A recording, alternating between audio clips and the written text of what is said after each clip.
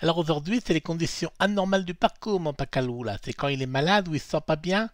Bah oui, en fait, c'est l'idée. Et dans ce cas, le joueur a le droit à des dégagements gratuits pour sortir d'une zone anormalement abîmée, et donc ne pas le désavantager. Ben, il a qu'à viser là où le parcours n'est pas abîmé, puis c'est tout. Certes, Smarty, certes. Mais je te rappelle l'éthique au golf et l'équité surtout. Il est normal de donner un petit coup de pouce à un joueur qui tombe sur un fairway très abîmé par des sangliers par exemple. Ou alors un green détrempé ou un bunker comme ici. Alors voyons cela.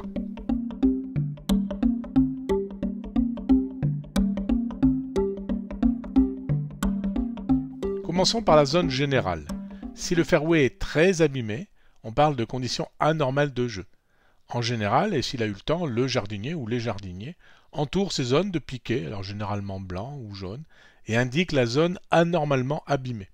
Alors le joueur a le droit de se dégager gratuitement jusqu'à un emplacement qui lui permette de jouer normalement. À la fois le lit de la balle, la place où il va pouvoir poser ses pieds de manière suffisamment stable. De là, dans un demi-cercle de rayon, un club, il drop et continue son parcours. C'est toujours ton histoire de demi-cercle là pour qu'il n'en profite pas pour s'avantager en s'avançant vers le trou. Exactement, Smarty. Et puis de la même façon, si la balle est anormalement enfoncée, parce que la zone est détrempée par exemple, eh bien on peut bénéficier d'un dégagement gratuit avec les mêmes règles. Et qui décide que la balle est anormalement enfoncée, mon Pacalou? Bah l'arbitre quand il y en a un.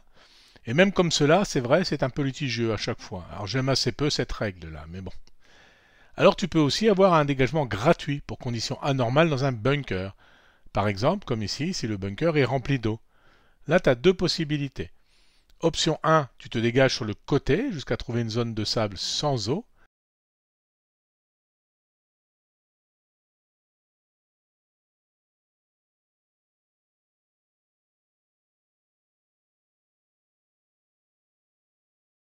Et si le bunker est tellement rempli d'eau qu'il n'y a aucune zone cesse? Eh bien, coup de chance pour toi, tu as le droit de te dégager gratuitement du bunker. Puis tu as l'option 2, donc, tu te dégages par une ligne droite qui va du trou vers l'arrière. Et toujours le demi-cercle d'un rayon d'un club à l'extérieur du bunker cette fois-ci.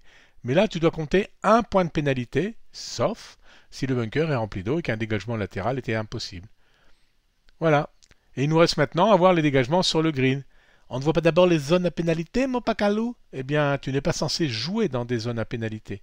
Conditions anormales ou pas de dégagement gratuit pour une zone à pénalité, Smarty.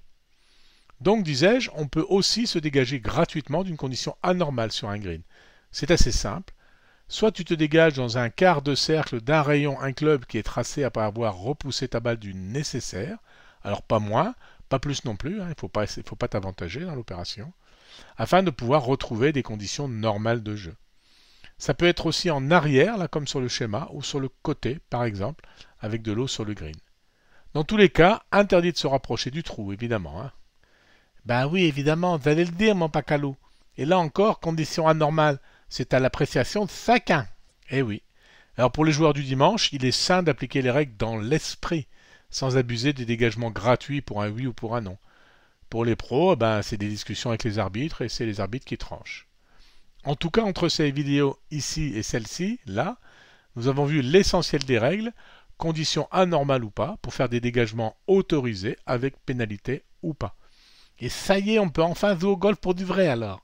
Bah, si tu respectes dans l'esprit, encore une fois, tout ce qu'on a dit depuis ces 10 vignettes, tu sais à peu près tout ce qu'il faut savoir pour jouer en éthique et en équité.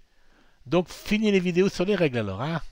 Eh bien non, je te propose encore une petite vidéo pour préciser des points déjà mentionnés, tels que le drop, une vidéo sur des points précis sur des balles injouables ou perdues, et puis peut-être aussi une vidéo là sur les différents types de jeux, différents types de parties. Ça en fait encore des vidéos. Bah, quelques-unes Smarty, on touche à la fin. Allez, rendez-vous à la prochaine vignette pour reparler du fameux principe jouer le parcours comme vous le trouvez et aussi la façon de bien relever pour l'identifier, hein, ta balle, puis de la replacer ou de la dropper. Eh ben, zéat, mon Pacalou, hein, zéat.